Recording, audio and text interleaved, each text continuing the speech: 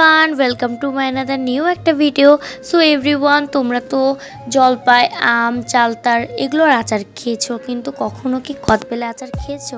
তো তোমাদের সাথে কিন্তু আমি কদবেলের ভিডিও শেয়ার করেছিলাম। আমরা কিন্তু এমনিতেও বাইরে কদবেলগুলো রেখে দিয়েছিলাম, ভেবেছিলাম যে এটা পেকে যাবে, বাট এটা পাকেনি। আর গ্যাসের নিচেও রেখে দিয়েছিলাম, তাও পাকেনি।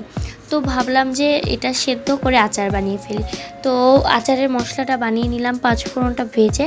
আর এখানে সরিষা তেলের মধ্যে একটু পাঁচফোড়ন দিয়ে কদবেলের যে শাঁসগুলো বের করে নিয়েছি সেগুলো কিন্তু দিয়ে দেবো। এরকম একটু হাতা খুন্তিতে একটু নেড়ে চেড়ে নরম করে নিতে হবে। এর মধ্যে তারপরে হলুদ, লবণ, পরিমাণ মতো ঝাল লঙ্কার গুঁড়া, তোমাদের ইচ্ছা মতো কিন্তু বেশি ঝাল খেলে বেশি দিও, পরিমাণ মতো দিলে পরিমাণ মতোই দিও। এরপরে কিন্তু গুড় দিয়ে নিতে হবে। গুড় দিয়ে নিয়ে একটু জল দিতে হবে যেন গুড়টা একদম গলে যায়। এই দেখো, কিছুক্ষণ পরে এসে দেখলাম যে গুড়টা কিন্তু একদম গলেই যাচ্ছে প্রায়। তারপরেও কিন্তু নাড়তে হবে, না হলে কিন্তু নিচে লেগে যাওয়ার সম্ভাবনা থাকবে। এই দেখো, একদম কিন্তু গুড়গুলো গলে গেছে। আর এখানে কিন্তু খুব সুন্দর একটা ঘ্রাণ আসছিল, কালারটাও কিন্তু অনেক সুন্দর আসছে। এবার কিন্তু আচারের মশলাটা দিয়ে দিলাম, আর একটু নাড়ার পরে কিন্তু আঠা আঠা হয়ে এসেছে। আর কদবেলের রেসিপি ডান।